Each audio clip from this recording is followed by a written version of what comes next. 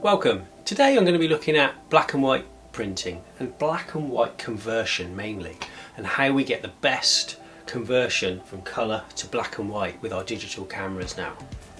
With this picture, I have decided to remove her from the background first. And I'm going to do a select colour cutout. I just find it quicker on something like this. If I go up to select colour range, I'm going to click the add droplet here, and then I'm just going to select about 30 fuzziness, and I'm just going to start clicking. And basically everything in white in here is going to be masked out. So I just need to start clicking around in between the fingers there, get rid of that. I'm just going to keep clicking anything near or close to the girl. I just want to get a nice clean line around her. Oh, there we go. Done that in between these fingers as well. Let's just make sure everything is being masked out. We can actually click on the little picture up here as well to kind of try and pick up any of these bits we can see. I think that's pretty good. We can see little bits in here it has picked up in her stomach here, but we can tidy that up. The important bits of what I'm interested in is around the fingers, around the hair, the tricky bits. The rest of it, I can kind of tidy these little bits up around here by painting in and out the layer mask. I'm going to create a new layer mask, and what I've selected I want to hide. So we've hidden, and as you can see, it's actually picked up a bit of colour in her here and things. So we are going to have to do a bit of painting. Now I will do this by painting on the layer mask, by selecting the mask here, and then I'll have black selected in my palette, and then I'm going to create the brush, and I'm just going to start painting. And we're just going to get rid of all these little bits to start with. Then I'm going to paint her back in. What we can do to make it a little bit easier as well is we can also put in a new layer. So I've just clicked the new layer button at the bottom here. We make a new layer. We make that white, and then we just fill it.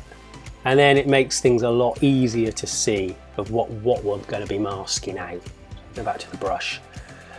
And the reason why I'm doing this first and not doing the black and white conversion is actually, if I did this in black and white, we'd have a lot more bits in here that we'd be trying to mask back in.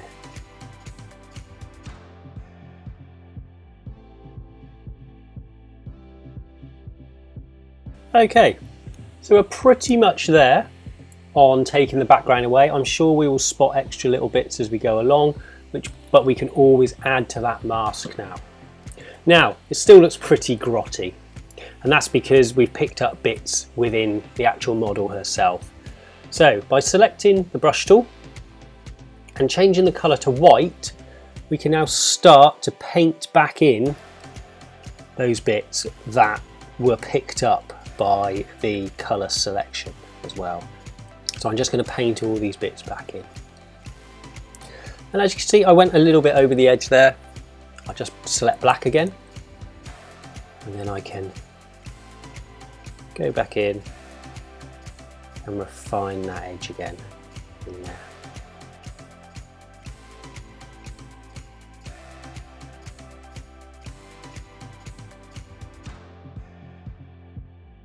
We will refine this and just keep refining this mask as we keep going along as well.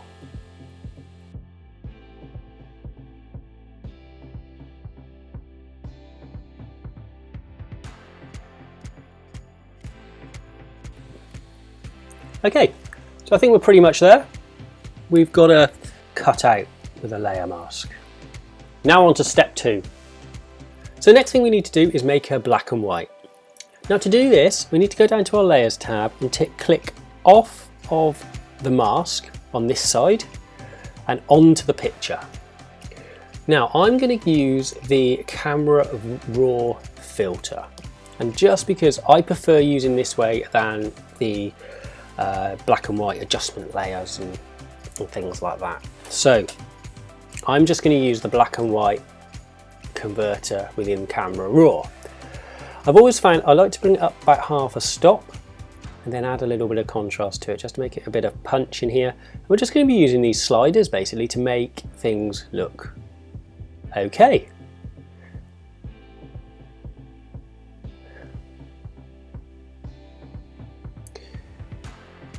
And what I'm looking to do is just get it looking reasonable. Now that looks okay. That is a basic black and white conversion. For step 3 of the process is how we now go and do this in a little bit more accurate way, and we can alter the highlights, the midtones and the shadows in curves all separately. So what we're going to be doing is creating a luminosity masks. What we need to do is select our layer again, then go into the channels tab here. And now you will see the RGB, and we'll also see our layer mask in here as a channel. Click on the RGB. Then we need to hold down either the Command key or Control if you're on a Mac or a PC, and click. Now you will see all these selections have come up. This is selecting the highlights of the picture. So we've selected the background here, a bit of this hand in here, these bits here are all classified as highlights. So what we can do now is, if we go down to the bottom of my screen, there is these little buttons here. One is new layer, one is a trash can, so we can throw away layers. One of them, this one here, with a kind of a cutout in the middle, if you hover over it, it says save selection as channel. So I will click that one, and now it's created alpha 1 from that selection. So what I would do is just double click on it, and I'm going to name that highlights. Okay, now I'm going to go back to RGB and I'm going to deselect everything. Now I'm going to hold Command or Control again and click, and it will select the highlight selection again. Now what I need to do is go up to select, because I'm going to select the shadows now, so I need to select the inverse of that.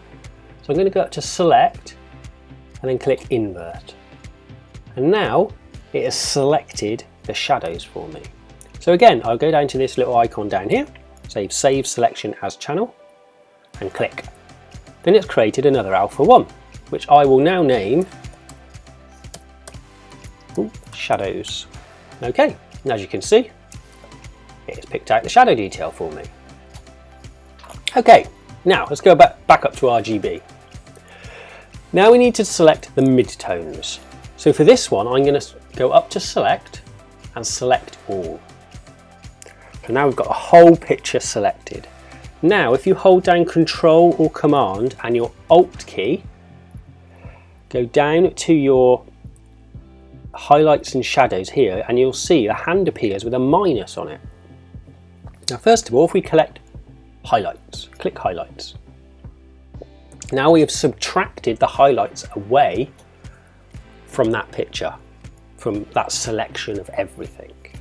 Now if I go down to shadows and do the same, now it comes up with a warning saying that no pixels are more than 50% selected. This isn't an issue. Basically, this is a warning Photoshop will come up with, basically say that marching ants will not be around your selection. So just click OK. Now it looks like we haven't selected anything, but if we go down to the save selection as channel again and click, you will see our midtones are selected. It was just that less than half the picture was going to be selected, so it didn't put marching ants around them. And now we've got our midtones, shadows and highlights as a selection in here. What we need to do now is add adjustment masks to each of these layers. So I'm going to start with the highlights. If I then go up to layer and then new adjustment layer, and then go down to curves, and I'm going to call this one highlights. And now it's masked it, and as you can see we have the histogram here. If we turn that off now, we can actually see what we're adjusting, otherwise we just see a red mask over it. What I'm going to do is I'm just going to start moving this tone curve, and as you can see it's bringing highlights up and down here. And we can just start to bring those in, bring those out, just start to create a bit of a look to it. Okay, so we made a little adjustment there. Next one, we go down to shadows and we do the same thing. So go up to layer, new adjustment, layer adjustment should I say, curves, and I'm going to call this one shadows. And there we are. We're just going to turn it off so we can see what we're doing. And now we can start to play with the shadows. So we can make it really kind of punchy.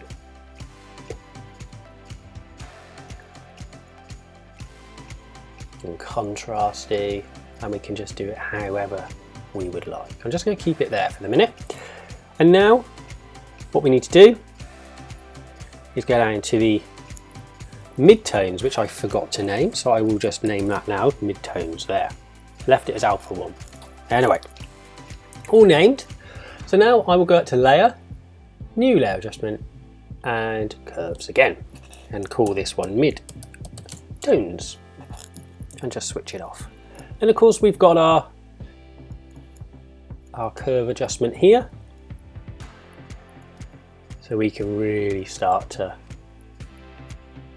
kind of play with the black and white and what we're going to be doing. I like things quite contrasty, hence what is on your screen probably, it's quite contrasty and things. But now if we go into the layer tab, as you can see down here we've got a midtones layer, shadows and a highlights layer. And all we need to do is just click on that little circle there, that half circle, and it brings up the histogram for us. And we can just move it around and do some really wacky stuff with it. We like to keep it in a curve, and we just play with it until we kind of get the look we would like for this picture.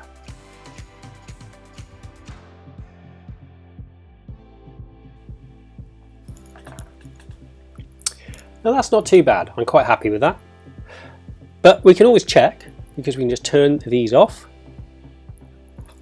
So that's where we started, a bit grey, and we can add them back in.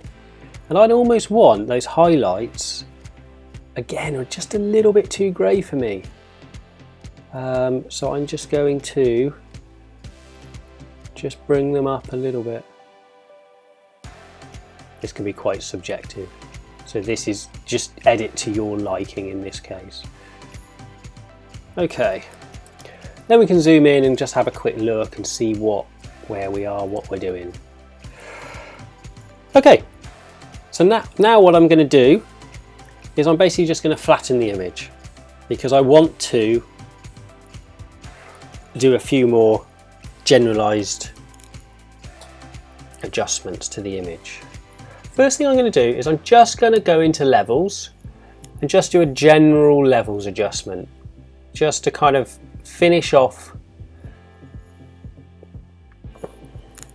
that image and just see. I may not do a lot, but I'm just going to just bump that contrast ever so slightly. Like I said, I quite like to keep things a bit contrasty. So there we are. Okay, so now what I'm going to do is just create a new layer, or duplicate that background layer. Okay, so we've always got that background now. I'm very paranoid about destructive editing and never being able to go back. So now what I'm going to do now is grab the burn tool, make it a bit smaller, and I'm going to put the exposure on about 35%. And then I'm just going to select shadows in here and just start to go over her tattoos. Okay. And perhaps around the glasses a little bit as well. A bit too mad there. And over the lips. And over this bit of tattoo here. And we can just keep building this up. If it's not enough, we can just build that up a little bit there. And over the bracelet a little bit. So now things are a little bit more punchy. Now the dodge tool, I'm just going to put on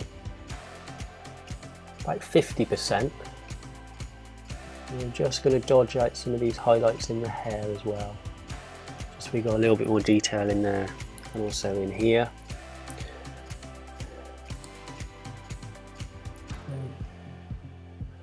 Maybe just in the eye a little bit, just so we can pick up if there's anything in there. Just around the side of the head there. Okay. So we did have that.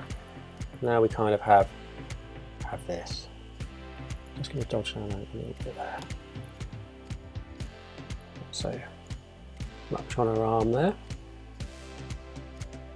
Okay, so we've just brought out a little bit of detail in her hair, and it's also brought in the glasses ever so slightly as well. Okay, so we made that a little bit punchier now. Now, what we need to do is finish this off for print. So this is step 4. So what I'm going to do now is I'm going to convert this background copy layer to a smart object. And now I'm going to put a high pass filter on there for a bit of sharpening. But I won't want too much because it could look a little bit over the top. So I'm just going to bring it down to about there. Okay, so we'll put the filter on. And then I'm not going to use linear light for the blending mode. I'm just going to use, say, a soft light or overlay. Just so we get a little, I think, soft light for this one. Zoom in and have a look. Now it all just looks a little bit noisy at the minute. So I'm just going to do something to solve that as well. I'm just going to take off that filter just to see. So subtle, just bringing in that hair a little bit at the top there, and also a little bit here. Okay, the last little step I want to do is I want to add a little bit of noise to this image just to kind of hide those artifacts. Now what I need to do is, to start with, I need to just copy and duplicate this layer here that's got this high pass filter on, and I can turn that one off. And what I need to do now is just re-rasterize this so it's no longer a smart object, just so I can apply a fill to it. And I want it just on 50% grey, so I'm just going to put that down like that. Now if I then select the overlays, you can see the blend mode, should I say, we can then see the different effects as it comes in and what's going to happen to it. I would probably just select, we're going to select overlay for this one. Now I'm going to convert it back to a smart object, and I'm going to click filter, then noise, and add noise. And then we can just move this up and down. For me, I quite like grass and noise, so I'm just going to move that down. I'm going to put it on about 11, quite like that. As you can see, it just adds that bit of noise in there. Kind of, it adds that effect of, say, a 400 ISO film.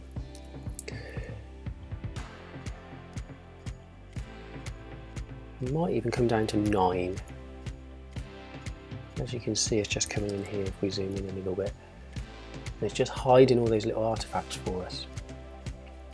so it looks like it's meant to be there instead of it just looking a bit grotty.